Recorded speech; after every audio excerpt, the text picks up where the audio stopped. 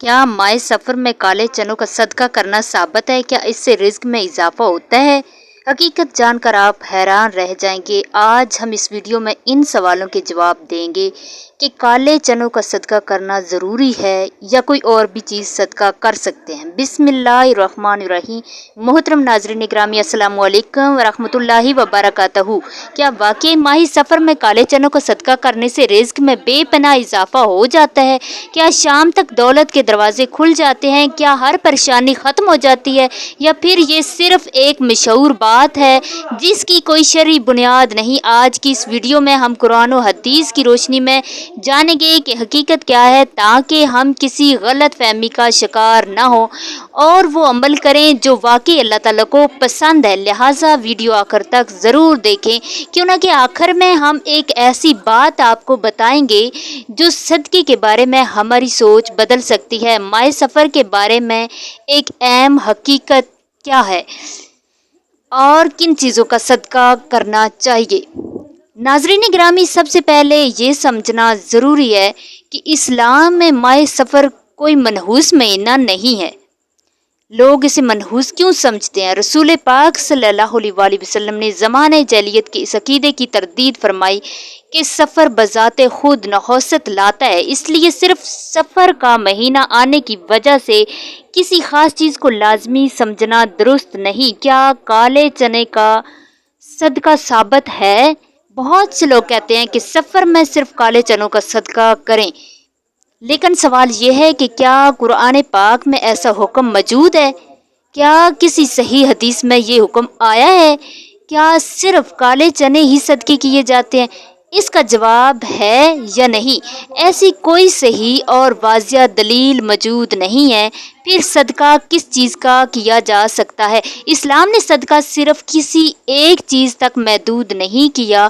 اگر اللہ نے آپ کو گندم دی ہے تو گندم کا صدقہ کریں، اگر چاول ہے تو چاول دیں، اگر آٹا ہے تو آٹا دیں، اگر دال، چنے، کھجور یا پھل ہیں تو ان میں سے بھی صدقہ کیا جا سکتا ہے۔ حتیٰ کہ اگر اللہ نے مال دیا ہے تو نقد رقم بھی کسی ضرورت مند کو دی جا سکتی ہے۔ اصل مقصد چیز نہیں بلکہ اخلاص اور ضرورت مندوں کی مدد ہے، اور نیت صاف ہونی چاہیے۔ کیا صدقہ رزق میں برکت لاتا ہے یا نہیں لاتا؟ جی ہاں، قرآن کریم میں اللہ تعالیٰ فرماتے ہیں کہ جو کچھ تم اللہ کی راہ میں خرچ کرو گے، اللہ اس کا بہتر بدلہ عطا فرماتا ہے۔ اسی طرح صحیح حدیث میں بھی صدقے کی فضیلت بیان ہوئی ہے۔ صدقہ کیا چیز ہے؟ صدقہ کس کو کہتے ہیں؟ صدقہ دل کو نرم کرتا ہے، محتاج کی ضرورت پوری کرتا ہے، اللہ کی رضا کا ذریعہ بنتا ہے، اللہ کی خوشنودی حاصل ہوتی ہے، رزق میں برکت کا سبب بن سکتا ہے۔ لیکن یہ کہنا کہ فلاں چیز کا صدقہ کریں گے تو اتنے گھنٹوں میں اتنے ہزار روپے ضرور مل جائیں گے، اس کی شرعی ضمانت موجود نہیں۔ اگر کالے چنے ہی ہوں تو اگر کسی کے گھر میں کالے چنے موجود ہیں اور وہ اللہ کی رضا کے لیے کسی غریب کو دے دیتا ہے تو یہ بھی صدقہ ہے، لیکن اس لیے نہیں کہ کالے چنے میں کوئی خاص روحانی طاقت موجود ہے جس کی طاقت سے آپ کی ہر بلا ٹل سکتی ہے، بلکہ اس لیے ہے کہ وہ اللہ کی رضا کے لیے خرچ کر رہا ہے۔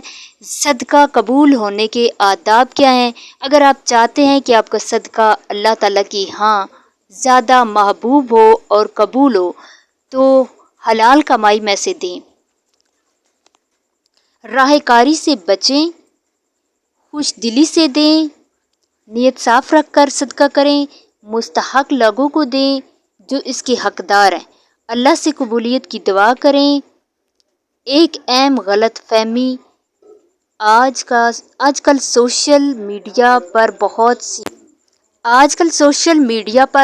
سی ویڈیوز میں کہا جاتا ہے یہ وظیفہ کرے شام تک دولت آ جائے گی، یہ چیز بانٹ دے ہر قرض ختم ہو جائے گا۔ یاد رکھیں، ہمیں ہر ایسی بات کو قرآن و سنت کی روشنی میں پرکھنا چاہیے۔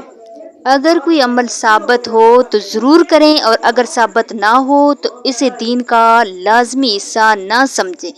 اختتام پر میرے عزیز بھائیوں اور بہنوں، اگر آپ اللہ کی رضا کے لیے کسی بھی حلال چیز کا صدقہ کرتے ہیں تو انشاءاللہ اللہ تعالیٰ اس کے اجر سے نوازے گا، رزق میں برکت عطا فرمائے گا اور آپ کی مشکلات آسان فرمائے گا۔ لیکن ہمیں ایسے وعدے نہیں کرنے چاہیے جن کی ضمانت قرآن و حدیث میں موجود نہ ہو۔ جھوٹے قسمیں اور وعدے نہیں کرنے چاہیے۔ اللہ تعالی ہمیں صحیح سمجھ، اخلاص، سنت کے مطابق عمل کرنے کی توفیق عطا فرمائے، آمین۔ اگر آپ کو یہ ویڈیو پسند آئی ہو تو اسے اپنی عزیزوں کے ساتھ ضرور شیئر کریں تاکہ زیادہ سے زیادہ لوگ صحیح اسلامی رہنمائی حاصل کر سکیں۔ اور مزید اسی طرح کی اگر آپ اسلامی ویڈیو دیکھنا چاہتے ہیں تو ہمارے ایمانی وظائف آفیشیل چینل کو ضرور سبسکرائب کریں تاکہ ہر روز نئی آنے والی ویڈیو آپ تک بر وقت پہنچتی رہے۔ اللہ حافظ۔ اللہ تعالیٰ کے 99 ناموں میں سے ایک نام کمنٹ باکس میں ضرور ٹائپ کریں۔